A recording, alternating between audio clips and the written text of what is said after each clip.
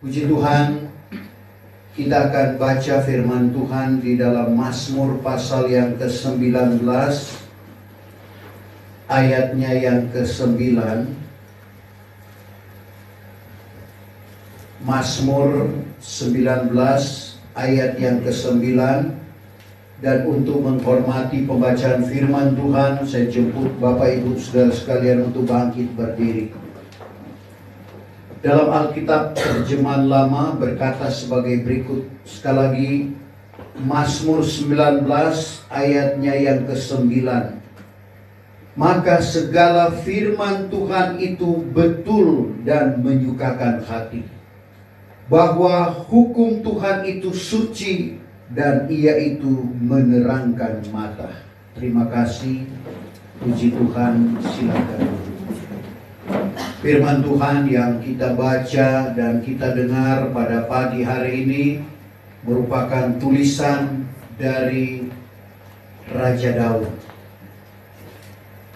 Kita sudah mengetahui siapakah Daud itu. Daud hanyalah seorang gembala. Dia adalah anak dari Isai. Pada waktu Tuhan menyuruh Samuel untuk ke rumah Isai dan untuk mengurapi atau meminyaki akan salah satu anaknya, Tuhan belum sebut siapa nama anak dari Isai itu. Sehingga pada waktu Samuel datang ke rumah Isai, dia diperhadapkan dengan anak-anak Isai, mulai dari Abinadab, Eliab. Sebenarnya dalam pemandangan Samuel, pada waktu dia melihat akan Abinadab, Eliab, bahwa inilah yang akan disirami bagi Tuhan. Dia berpikir demikian kalau kita baca dalam 1 Samuel 16 ayat yang ke-6 mulai. Ayat ke-6 mulai. Hatta tatkala mereka itu masuk serta terpandang Samuel akan Eliab, maka datanglah pikirannya. Datanglah pikirannya, dia tidak bertanya lagi, Tuhan sudah inikah yang akan diurapi? Bosannya inilah dia yang akan disiram bagi Tuhan. Tetapi datanglah firman Tuhan kepada Samuel, janganlah engkau pandang akan rupanya atau akan ketinggian lembaganya, karena sudah kutolak akan dia, bahwa yang dipandang oleh manusia itu satu pun tiada adanya. Yang dipandang oleh manusia satu pun tiada adanya. Karena manusia memandang seperti yang di hadapan mata saja. Manusia hanya memandang apa yang ada di hadapan matanya. Tetapi Tuhan memandang sampai ke dalam batin. Tuhan memandang sampai ke dalam batin. Dan semua anak yang diperhadapkan kepada Samuel bukan itu yang dipilih oleh Tuhan. Sehingga Samuel harus bertanya kepada Isai, masih adakah orang mudamu? Teringatlah Isai akan Daud yang sementara mengembalakan kawanan kambing dombanya. Lalu dia dipanggil oleh Tuhan. Bapak Ibu Saudara, Daud tentunya tidak menyangka bahwa dia sebagai seorang gembala dipilih oleh Tuhan, dipermuliakan oleh Tuhan untuk menjadi raja atau orang nomor satu pada bangsa pilihan Allah, yaitu bangsa Israel. Dalam 1 Korintus 2 ayat yang ke-9, yang mata tidak tampak, telinga tidak dengar, yang tidak timbul di dalam hati manusia, itulah yang disediakan Allah bagi orang yang mengasihi Dia. Tentunya kita bertanya, kenapa sampai pilihan itu jatuh kepada Daud, bukan kepada saudara-saudaranya? Dalam penglihatan Samuel tinggi, tegap, perkasa. Tentunya ada alasan Tuhan. Sehingga bukan saudaranya yang dipilih oleh Tuhan, tetapi Daud. Kalau kita baca dalam Mazmur 18 ayat 24, inilah alasan sehingga Tuhan memilih dia. Yang ke-24, melainkan adalah hatiku tulus di hadapan hadiratnya. Melainkan adalah hatiku tulus di hadapan hadiratnya. Dan aku memeliharakan diriku daripada kejahatan. Jadi kita lihat kuncinya karena ketulusan dari Daud, sehingga dia dipermuliakan oleh Tuhan. Semua orang, semua kita bisa berkata tulus. Tetapi yang menentukan, yang menilai ketulusan kita adalah Tuhan. Karena Tuhan memandang sampai ke dalam batin kita. Tuhan memandang sampai ke dalam hati kita. Dan bukti dalam 1 Raja-Raja 9 ayat 4, pengakuan Tuhan terhadap anaknya Soleman pada waktu Soleman ketemu dengan Tuhan di Gibeon. Apa yang dikatakan oleh Tuhan tentang ayah handanya Daud dalam 1 Raja-Raja 9 ayatnya yang keempat. Maka jikalau engkau berjalan di hadapan hadiratku seperti ayahmu Daud, seperti ayahmu Daud sudah berjalan itu dengan sempurna dan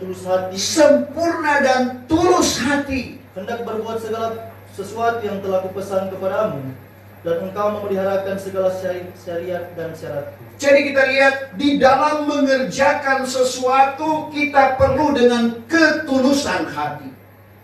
Daud di dalam mengerjakan pekerjaannya sebagai seorang gembala tentunya dengan ketulusan hati sesuai dengan pengakuannya. Kalau dia tidak tulus, pasti dia berpikir, kenapa saya yang ada di sini? Kakak-kakak saya ada di rumah. Tapi karena ketulusan hati dia tidak pandang hal itu. Saudara, ketulusan yang dinilai oleh Tuhan. Dan ini perlu ada di dalam setiap pribadi kita. Karena meskipun kita perbuat barang yang benar kepada Tuhan, tapi kalau bukan dengan ketulusan hati, itu juga akan sia-sia. Kesaksian Alkitab 2 Tawarik 25 ayat 2, Raja Amasya, Raja Yehuda pada waktu itu, dia melakukan barang yang benar kepada Tuhan, tapi tidak dengan ketulusan hati, tidak dengan segenap hati dalam terjemahan baru. Kita baca dalam 2 Tawarik 25 ayat yang kedua. Maka dibuat baginda barang yang benar kepada pemandangan Tuhan. Dibuat baginda Amasya barang yang benar pada pemandangan Tuhan. Tetapi bukan dengan segala tulus hati. Bukan dengan segala ketulusan hati. Ketulusan hati inilah yang menyebabkan Tuhan memilih Daud dan mempermuliakan dia menjadi seorang raja pada bangsa pilihan Allah. Dan apa kata Daud dalam ayat ini? Maka segala firman Tuhan itu betul dan menyukakan hati. Bapak Ibu Saudara, karena apa? Karena tidak ada dusta yang keluar dari keadaan yang benar. Keadaan yang benar itulah firman Tuhan. Semua benar, tidak ada salahnya. Kenapa?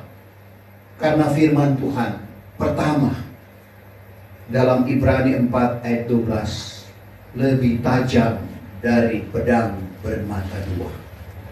Firman Tuhan bukan hanya kena pada si pendengar, tapi kena juga kepada yang memberitakan. Jadi firman Tuhan lebih tajam dari pedang bermata dua, hidup dan berkuasa. Ibrani 4 ayatnya yang ke-12.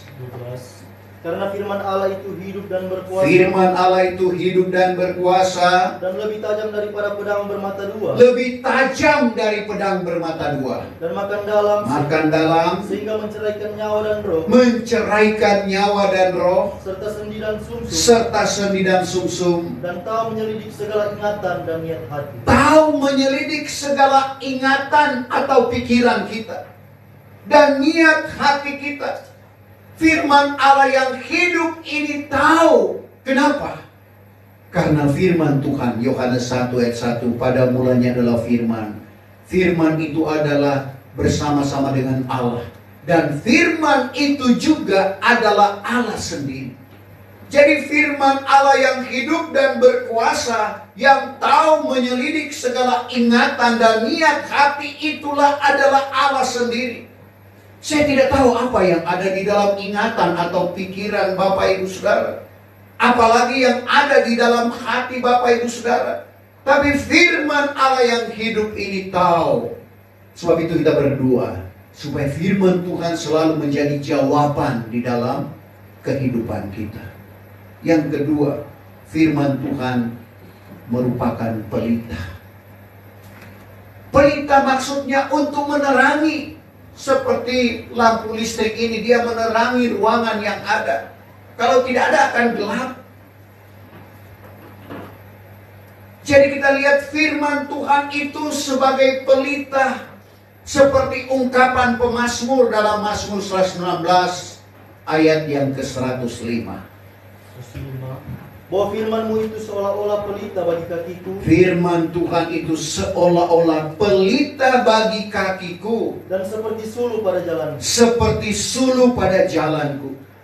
Sehingga kalau ada pelita yang menerangi perjalanan iman kita, perjalanan hidup kita, kita tahu di mana kita akan melangkah.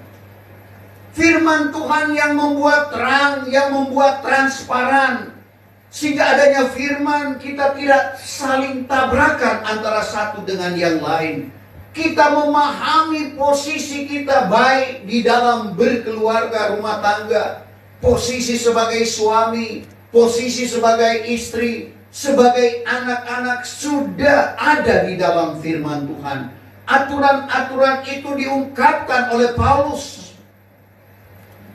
Sekali lagi, sehingga kalau ada terang, kita tidak mudah untuk saling bertabrakan satu dengan yang lain. Beda kalau di dalam gelap. Dalam gelap kita akan saling tabrak satu dengan yang lain.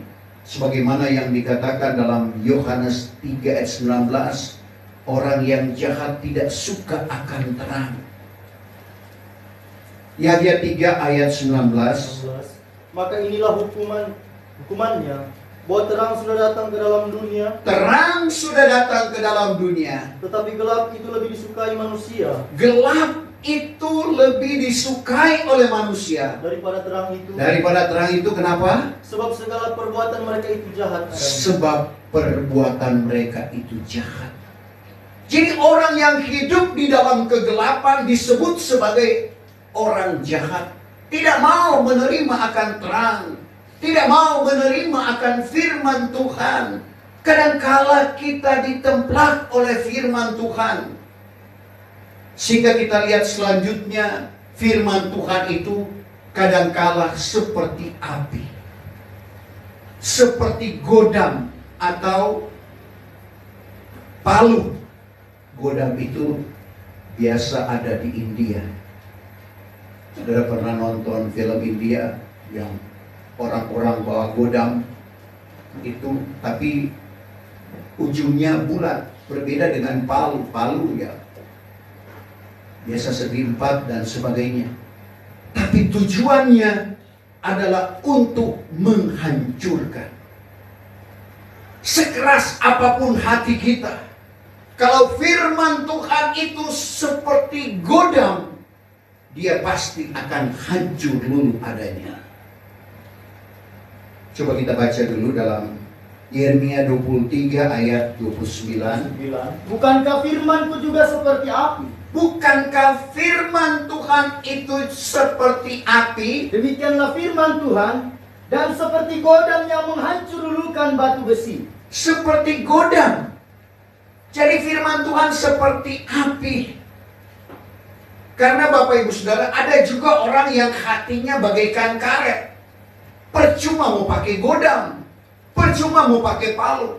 Coba saudara hancurkan karet dengan palu, bisa dia kembali terpantul kepada kita, justru kita yang akan kena. Tapi kalau pakai api, dia akan hancur. Jadi kita lihat luar biasa kesempurnaan firman Tuhan. Karena ada orang yang seperti karet, mau mengiyakan tapi tidak mau melakukan. Dia yakin dengan firman, tapi dia tidak mau lakukan. Ini orang seperti karet namanya. Jadi firman Tuhan datang kepadanya seperti api. Karet, seperti yang saya katakan tadi, kalau pakai palu percuma. Tapi kalau pakai api dia akan hancur. Sebab itu kesempurnaan firman, sekali lagi, di dalam ayat ini, firman Tuhan seperti api yang menghanguskan. Seperti palu, seperti godam yang menghancurkan. Sehingga pernyataan dari Daud tidak salah, bahwa firman Tuhan itu betul adanya. Sehingga kalau kita memandang kepada firman, berarti kita memandang kepada Tuhan. Tuhan tahu persis keadaan kita, pikiran kita, apa yang ada di dalam hati kita, Tuhan yang tahu. Sebab itu kalau kita berserah kepada Tuhan, kita akan lihat firman Tuhan seperti benih yang akan tumbuh di dalam kehidupan kita dan akhirnya berbuah. Lukas 8 ayat yang ke-11. Maka inilah arti perumpamaan itu. Inilah arti perumpamaan itu. Adapun benih itulah perkataan Allah. Benih adalah perkataan Allah atau firman Tuhan yang perlu tumbuh di dalam hati kita yang subur, di tanah yang subur. Karena sebagaimana yang diperumpamakan oleh Tuhan tentang 4 penaburan. Ada di tepi jalan, ada di tanah yang berbatu, ada di semak duri, ada di tanah yang subur. Nah, untuk tumbuh benih ini, semua bisa tumbuh, di tepi jalan tumbuh. Tapi datang burung mengambil atau memakan akan benih itu. Dengan firman, tapi sebentar hilang. Di tanah yang berbatu, tumbuh. Tapi apa yang terjadi? Setelah datang panas terik, layu. Di semak duri tumbuh, cuma tidak berbuah. Jangan itu terjadi di dalam kehidupan kita. Kita dengar firman Tuhan bertumbuh di dalam hati kita, tapi sayangnya tidak mengeluarkan buah. Yang tidak mengeluarkan buah apa? Ditebang oleh Tuhan. Tapi biarlah benih firman Tuhan yang kita dengar selama ini, dia bertumbuh di tanah yang subur dan menghasilkan buah. Ada yang 30 kali ganda, ada yang 60 kali ganda, ada yang 100 kali ganda. Saudara, sesuai dengan apa yang diungkapkan oleh Tuhan. 30 itu berbicara tentang jemaat. Ada orang setelah dengar firman Tuhan, dia percaya firman Tuhan itu bertumbuh dan dia menjadi jemaat yang setia. Ada orang juga yang mendengar firman, tumbuh di dalam hatinya, berbuah 60 kali ganda. Artinya orang yang masih bekerja tapi melayani pekerjaan Tuhan. Tapi ada yang 100 kali ganda, benar-benar menyerahkan hidupnya untuk melayani Tuhan.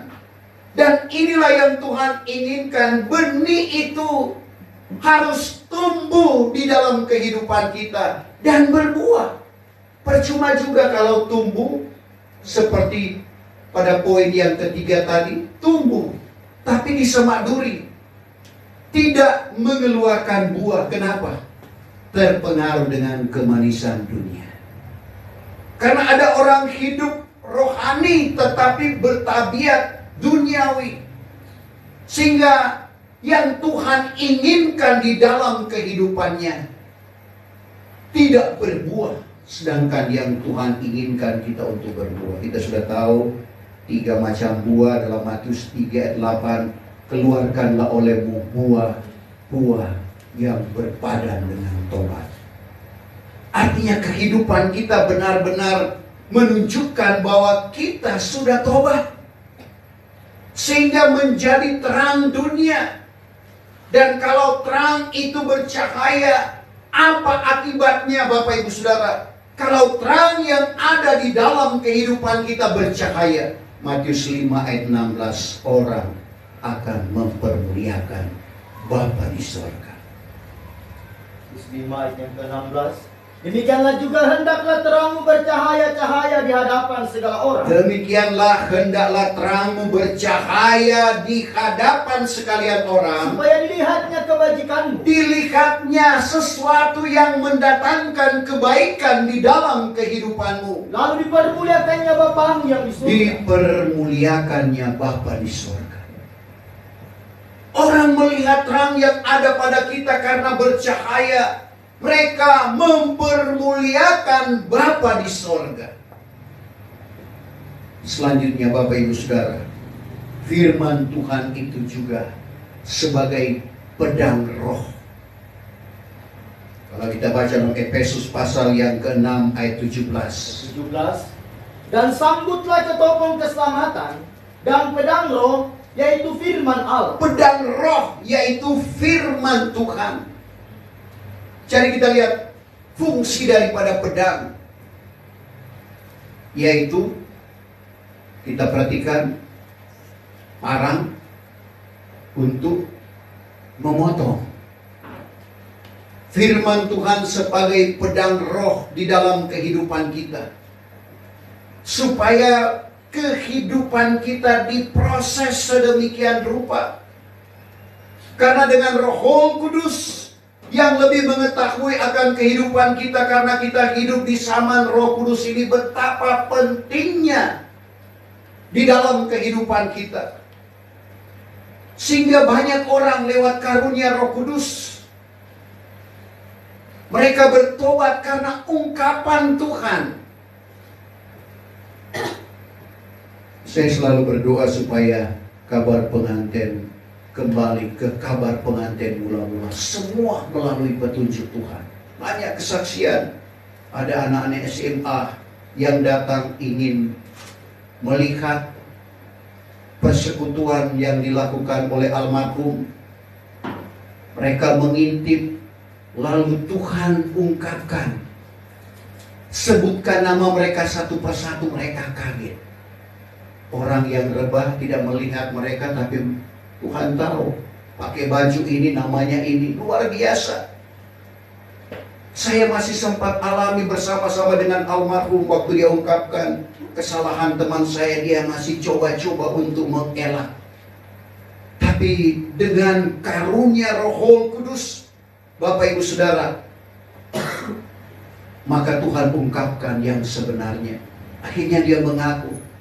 Luar biasa kalau karunia Roh Kudus senantiasa membentuk firman Tuhan sebagai pedang roh yang memproses kehidupan kita, mengungkapkan yang orang lain tidak tahu, hanya Tuhan yang tahu. Itu adalah satu hal yang luar biasa. Sebab itu salah satu perlengkapan senjata Allah dalam Efesus 6 ini adalah pedang roh, yaitu firman Tuhan. Lanjut Bapak Ibu Saudara, firman Tuhan ini juga seperti obat. Obat untuk menyembuhkan. Saudara, seperti ungkapan, tentunya ini merupakan pengalaman dari pemazmur, sehingga dia ungkapkan dalam Mazmur 107 ayatnya yang ke-20. 107 ayatnya yang ke-20. Disuruhkannya firman-Nya serta disembuhkannya mereka itu. Disuruhkannya firman-Nya serta disembuhkannya mereka itu. Dan dilepaskannya mereka itu daripada kebinasaannya. Dilepaskannya dari kebinasaan. Berarti firman Tuhan itu adalah obat yang menyembuhkan. Bukan hanya menyembuhkan penyakit jasmani, tapi kadang-kala batin kita sakit, Bapak Ibu Saudara. Firman Tuhan dapat menyembuhkan luka-luka batin kita. Saya ingat ada seorang evangelis bernama Esther Caroline. Dia tidak menikah waktu itu. Mungkin sudah almarhum, saya tidak dengar kabarnya karena waktu itu juga dia sudah umur. Saya baru bertobat. Saya katakan dalam hati bagaimana dia mau bicara soal rumah tangga sedangkan dia tidak berumah tangga. Tapi ternyata banyak orang yang datang kepadanya. Banyak hal-hal yang dia dapati. Soal-soal perkara kecil yang mengakibatkan hal-hal yang tidak baik di dalam rumah tangga. Masalah perhatian, saya ingat bagaimana dia ungkapkan, dia ceritakan ada anak-anak muda. Saudara pulang ke rumah cerita tentang pesta ulang tahun temannya. Tapi dia tidak bawakan sesuatu kepada orang tuanya. Ya mungkin juga malu atau bagaimana. Tapi ada yang datang menceritakan tentang apa yang dialami serta membawakan orang tuanya kue. Artinya perhatian, ini hal yang kecil. Dia bilang orang tua bisa beli kue 1 truk. Tapi pemberian yang kecil, perhatian yang kecil itu sangat mempengaruhi. Saudara, kadangkala kita dipanggil orang nama kita belum kenal. Pasti kita tersanjung, dia tahu dari mana. Saya biasa di bengkel atau di mana, saya tanya dulu ke temannya siapa namanya. Jadi sambil mengucap terima kasih, sebut namanya. Sesuatu hal, ini hal yang kecil. Dan inilah yang diungkapkan oleh Esther Caroline. Dan ternyata saya hubungkan dengan pribadi saya. Betul-betul, karena waktu itu saya sekolah di Manado. Kampung saya kurang lebih 58 km dari Manado. Mungkin sini sama dengan Pangkep. Saudara, kalau saya pulang kampung biasa saya bawakan kue kaleng kepada orang tua. Karena kue kaleng tidak ada di kampung. Ada mungkin ubi rebus atau pisang goreng. Dan ternyata ini satu perhatian setelah saya ikuti akan apa yang dikatakan oleh Esther Caroline. Oh, memang mempengaruhi. Pantas kalau saya minta uang, tidak susah seperti kakak saya setengah mati dia minta uang. Tapi karena saya memperhatikan orang tua saya sehingga saya minta uang pasti ada. Tidak susah-susah. Begitu juga tentang kita dengan Tuhan. Kalau ada perhatian kita kepada Tuhan, hidup kita seperti Paulus, benar-benar dia persembahkan kepada Tuhan. Tuhan tetap melindungi dia sampai akhir hayatnya. Kesaksiannya kepada Timotius dalam 2 Timotius 4 ayat 6 sampai 8. Bahwa dia menerima mahkota kehidupan.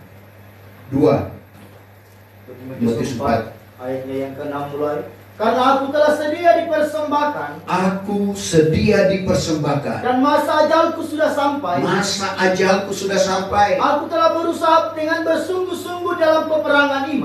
Aku berusaha dengan bersungguh-sungguh di dalam peperangan iman. Aku telah menyempurnakan usahaku. Aku menyempurnakan usahaku. Aku telah memeliharakan iman. Aku telah memeliharakan iman. Pada akhirnya mahkota kebenaran telah tersedia bagiku. Pada akhirnya mahkota kebenaran telah tersedia bagiku. Yang akan dikaruniakan kepadaku pada hari itu oleh Tuhan. Yang akan dikaruniakan pada hari itu oleh Tuhan. Yaitu hakim yang adil itu. Hakim yang adil itu. Dan bukan kepada aku saja. Bukan kepada Paulus saja. Melainkan juga kepada sekalian orang yang telah sangat kemarin gemar akan melainkan kepada Bapak, Ibu, saya dan saudara yang gemar akan kedatangan Tuhan. Jadi dia tahu dia akan menerima mahkota, dia tahu masa ajalnya sudah sampai. Selanjutnya Bapak, Ibu, saudara, firman Tuhan itu yang menyucikan. Kehidupan kita tidak suci, kehidupan kita tidak benar, tapi firman Tuhan yang menyucikan kita. Kapan kita disucikan oleh firman Tuhan? Efesus 5 ayat yang ke-26. Supaya ia menguduskan sidang itu. Ia menguduskan sidang jemaat itu Setelah disucikannya dengan baptisan air. Disucikannya melalui baptisan air Oleh firman Allah. oleh firman Allah. Jadi pada waktu kita menggenapi firman Tuhan, kita disucikan oleh firman Tuhan itu. Selanjutnya, firman Tuhan itu bagaikan cermin, saudara. Jadi kalau orang bercermin akan melihat keadaannya, apa yang ada di wajah kita, kita bisa lihat. Dan firman Tuhan itu bagaikan cermin. Sebab itu kalau kita tidak melakukan, sama dengan kita lihat di cermin lalu kita berpaling, lupa akan wajah kita. Yakobus 1 ayat 23. Karena jikalau barang seorang menjadi orang mendengar pengajaran itu, orang yang mendengar pengajaran itu tetapi tidak menurut, ialah seumpama orang yang memandang mukanya yang bersebenar dalam cermin, ya, karena ia tampak dirinya dan pergi, langsung terlupakan bagaimana rupanya itu. langsung lupa. Tapi biarlah kita tetap di dalam cermin, yaitu firman Tuhan, sehingga kita tahu akan keberadaan hidup kita dan apa yang harus kita lakukan atau perbuat untuk Tuhan. Sehingga Paulus katakan, jangan kamu bodoh, melainkan hendaklah mengerti apa kehendak Tuhan. Dan firman Tuhan selanjutnya seperti susu yang murni, yang membawa kesuburan rohani. Jadilah kita seperti kanak-kanak, bukan kanak-kanak rohani, tapi seperti kanak-kanak. Mereka ingin akan susu yang jati, yang membawa pertumbuhan sehat dan subur. Begitu juga dengan kehidupan rohani kita, jadi sehat, subur menuju pada kehidupan. 1 Petrus 2 ayat yang kedua. Seperti kanak-kanak yang baru jadi. Seperti kanak-kanak yang baru jadi, Hendaklah kamu ingin akan susu yang jati, yang tidak bercampur, supaya dengan dia itu kamu subur menuju keselamatan. susu yang jati, susu yang murni, diistilahkan orang asik. Begitu juga dengan kehidupan rohani kita. Kita punya ibu. Di manakah ibu kita? Galatia 4 ayat 26. Yerusalem yang di sorga, itulah ibu kita. Biarlah kita rindukan firman Tuhan yang digambarkan sebagai susu yang datang dari Yerusalem yang di sorga. Coba kita baca dulu Galatia 4 ayat 26. Akan tetapi Yerusalem yang di atas itulah merdeka, Yerusalem yang di atas itu merdeka, yaitu ibu kita. yaitu ibu kita, yang membawa kehidupan kita sampai ke Yerusalem yang di sorga.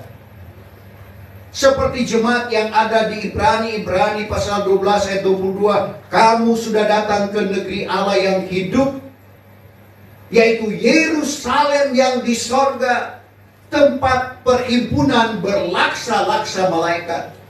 Suratan ini ditujukan kepada jemaat Ibrani yang masih hidup pada waktu itu. Tapi diungkapkan mereka sudah sampai ke Yerusalem di sorga. Bukan Yerusalem di Timur Tengah, tapi Yerusalem di sorga. Tentunya bagi kita tidak merasa heran. Kenapa?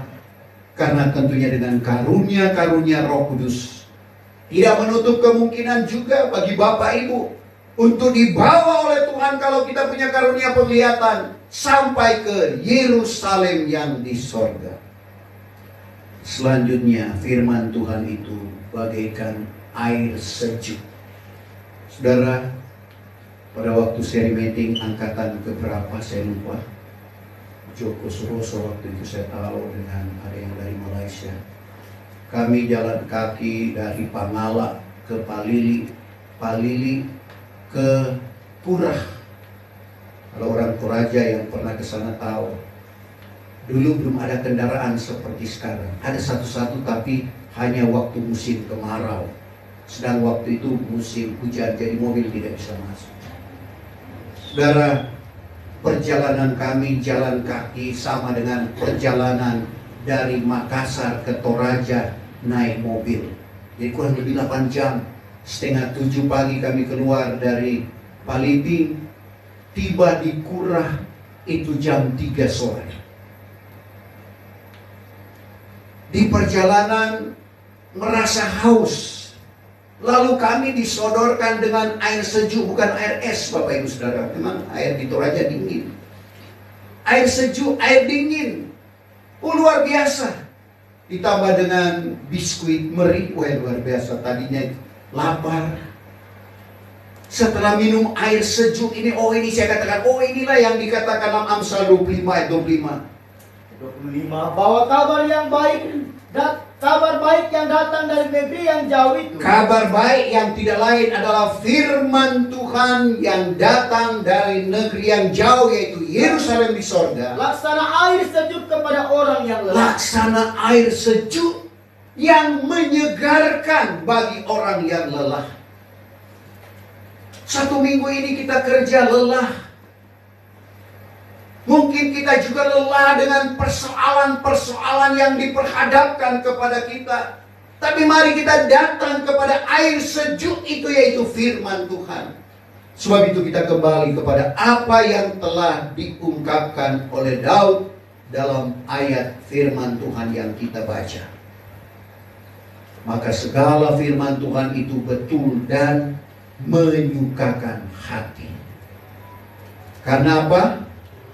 Firman Tuhan sebagai yang terakhir. 1 Yahya 1 ayat 1 sampai 3. 1 Yohanes 1. 1 Yahya 1 ayatnya yang pertama.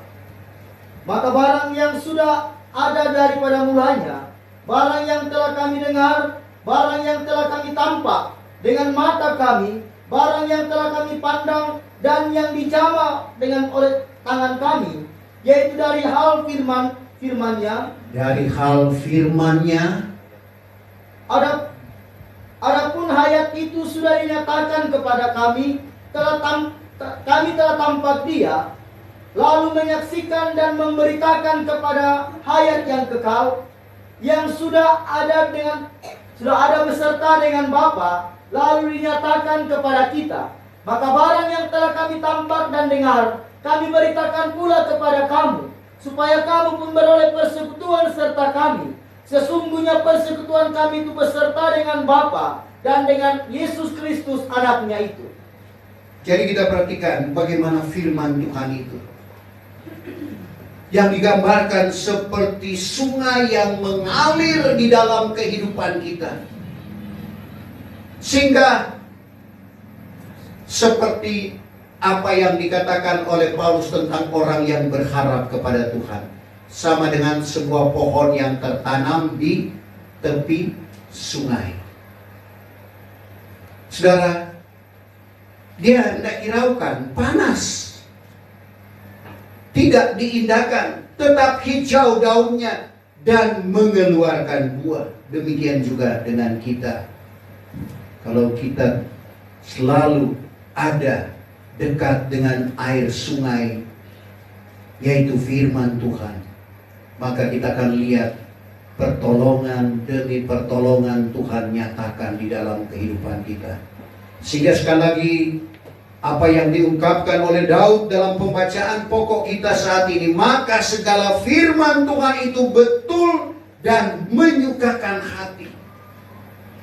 Bahwa hukum Tuhan itu suci dan ia itu menerangkan mata. Jadi firman Tuhan menyukakan hati. Sekeras apapun, selembut apapun firman Tuhan, kalau kita terbuka hati kita untuk Tuhan, itu pasti menyukakan hati kita. Saya jemput kita bangkit berdiri. Kita sempurnakan ibadah kita. Kita nyanyikan tak tersembunyi kuasa Allah, orang lain Tuhan tolong saya juga. Tak tersembunyi